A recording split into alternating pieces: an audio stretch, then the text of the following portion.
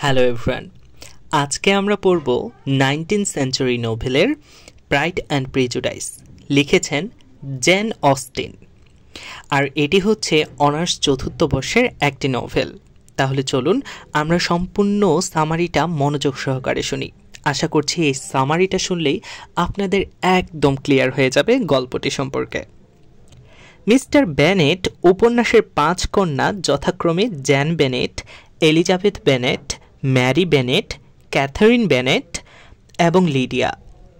তাদের বাবা mister Bennet আর মিসেস বেনেট তার স্ত্রী। শুরুতেই দেখা যায় উভয় দম্পতির ঝগড়ায় বিদ্যমান, কেননা তাদের ঘরে 5 জন বিবাহযোগ্য মেয়ে। তাই মিসেস বেনেট সর্বদা এই চিন্তা নিয়ে কাজ করে কিভাবে তাদের বিয়ে দিবেন। চার্লস বিংলে নামের এক ভদ্রলোক নেদারফিল্ড পার্কে ভাড়াটে হয়ে উঠে এলে মিসেস বেনেট তার স্বামীকে সর্বদা তাড়া দিত বিংলের সাথে দেখা করার জন্য, কারণ তার বিশ্বাস বিংলের সাথে তার যে কোনো এক মেয়ের অবশ্যই বিয়ে হবে। মিস্টার বেনেট তার স্ত্রীকে না জানিয়ে বিংলের সাথে দেখা করে এবং বাসায় এসে সবাইকে এটা বলে সারপ্রাইজ দেয়। বিংলের কাছে এর মধ্যেই 5 কন্যার খবর পৌঁছে যায় এবং সে দেখা করতে আসে বেনেট পরিবারের সাথে। মিসেস বেনেট তাকে খাবার জন্য আমন্ত্রণ করেন, কিন্তু দুর্ভাগ্যবশত বিংলের একটা কাজ পড়ে যাওয়াতে সে যোগদান করতে পারে না। 5 কন্যা অবশ্য বিংলেকে চুপিসারে দেখে নিয়েছে, তাই বিংলেকে নিয়ে তাদের মধ্যে কানাঘুষা হতে থাকে। মেলামেশার সুযোগ আসে যখন তারা বল নাচের আসরে যায়। পার্টিতে বিংলে তার ঘনিষ্ঠ একজন বন্ধু ডার্সি এবং তার কয়েকজন আত্মীয়দের নিয়ে আসে। বেনেট পরিবারের 5 কন্যাও সেখানে যায়। মেয়েদের মধ্যে জেন সবার বড় এবং অত্যন্ত ভদ্র, এলিজাবেথ মেজো এবং খুব বুদ্ধিমতী। জেনকে দেখে বিংলে অভিভূত হয়ে যায়, তাই সে জেনকে তার সাথে নাচে অংশগ্রহণের জন্য আমন্ত্রণ করে। জেন তা সাদরে গ্রহণ করে এবং বিংলের সাথে নাচে। অন্যদিকে এলিজাবেথের সাথে ডার্সি খারাপ আচরণ করে, তাই এলিজাবেথ মনে মনে ডার্সিকে ঘৃণা করা শুরু করে। বিংলেরা 3 ভাই বোন, বিংলে, ক্যারোলিন বিংলে এবং মিসেস হার্টস মিলে নেদারফিল্ডে থাকে।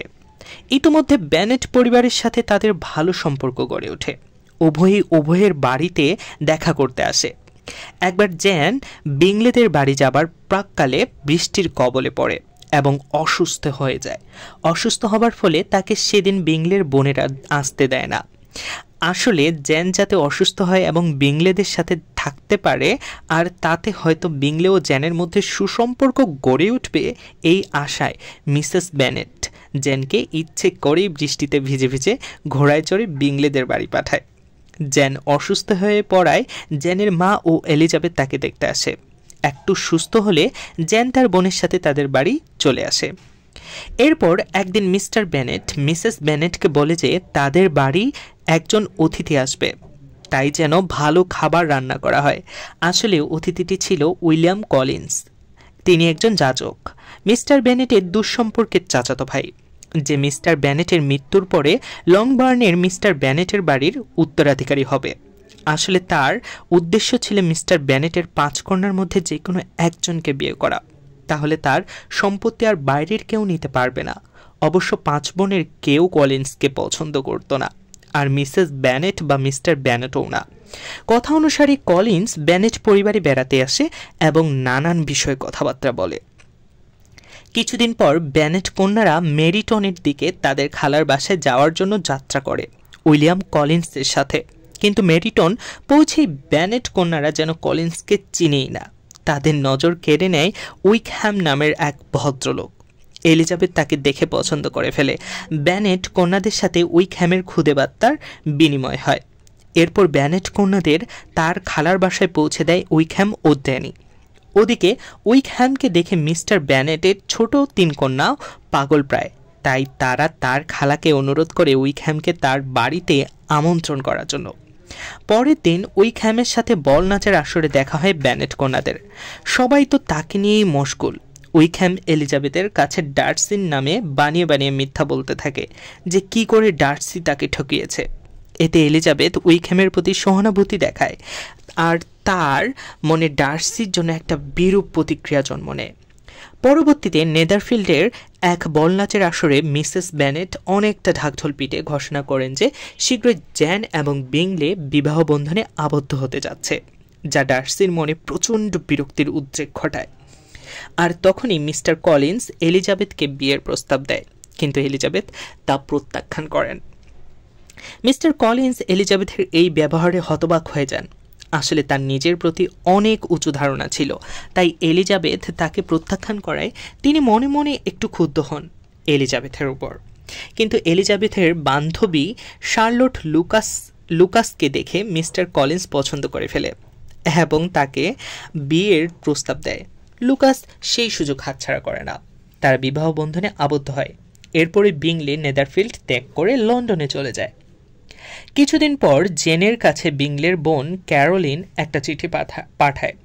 তাতে লেখা থাকে যে বিংলে আর নেদারফিল্ডে ফিরবে না এবং সে ডার্সির বোন জর্জিয়ানাকে বিয়ে করবে।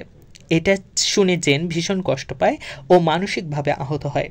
কিন্তু বুদ্ধিমতী এলিজাবেথ বুঝে ফেলে যে ক্যারোলিন ও ডার্সি চক্রান্ত করে জেন ও বিংলের সম্পর্কে ফাটল ধরিয়েছে। এর কিছুদিন পর মিসেস বেনেটের ভাই ও তার স্ত্রী বেড়াতে আসে তাদের বাসায়। জেনের মানসিক কষ্ট দেখে তার মামি জেনকে তাদের সাথে নিয়ে যেতে চায়। মিসেস গর্ডিনারের প্রস্তাবে জেন রাজি হয়। জেন, এলিজাবেথ ও তার মামা মামি লন্ডনে চলে যায়, কিন্তু লন্ডনে গিয়ে জেনের সাথে ক্যারোলিনের দেখা হয় এবং ভাগ্যবশত সেখানে ডার্সির সাথে এলিজাবেথের দেখা হয়ে যায়। তারা দুজন হাঁটতে বের হয় এবং ডার্সি বলে যে বিংলের বাধা দিয়েছে জেনের কাছে যেতে। এটা শুনে এলিজাবেথ ডার্সির উপর রেগে যায়। তারপরও ডার্সি এলিজাবেথকে ভালোবাসার কথা বলে আর এলিজাবেথ তাকে এক বাক্যে প্রত্যাখ্যান করে দেয়।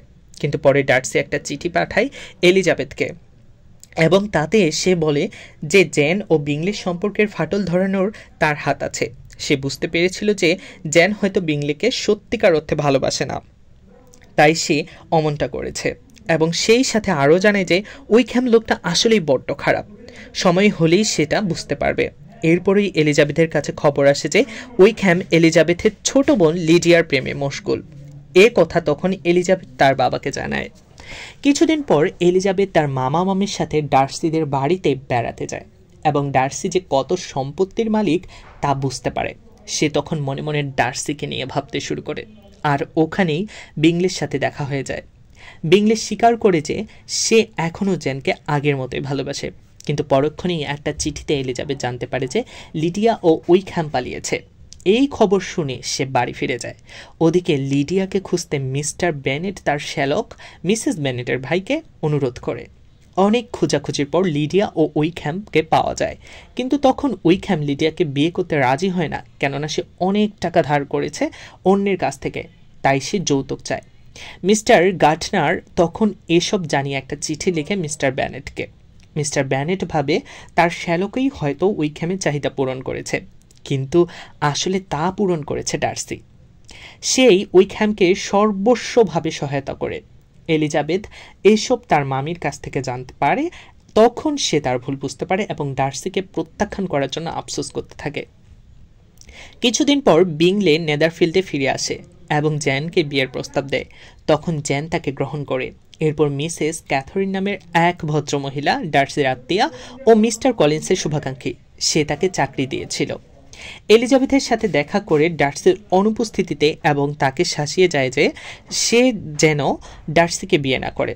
আসলে মিসেস ক্যাথরিনও একজন বিবাহযোগ্য মেয়ে ছিল আর সে তাকে ডার্সির সাথে বিয়ে দিতে চেয়েছিল। যাই হোক, এলিজাবেথ বলে সে ডার্সিকে বিয়ে করবে এবং কিছুদিন পর ডার্সি লন্ডন থেকে ফিরে এলে সে এলিজাবেথকে বিয়ের প্রস্তাব দেয় এবং এলিজাবেথ এবার আর তার প্রস্তাব প্রত্যাখ্যান করে না।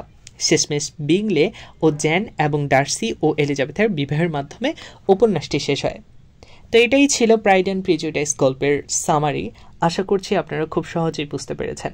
যদি বুঝে থাকেন, ভালো লেগে থাকে, তাহলে অবশ্যই চ্যানেলটি সাবস্ক্রাইব করে আমার পাশে থাকবেন। আল্লাহ হাফেজ।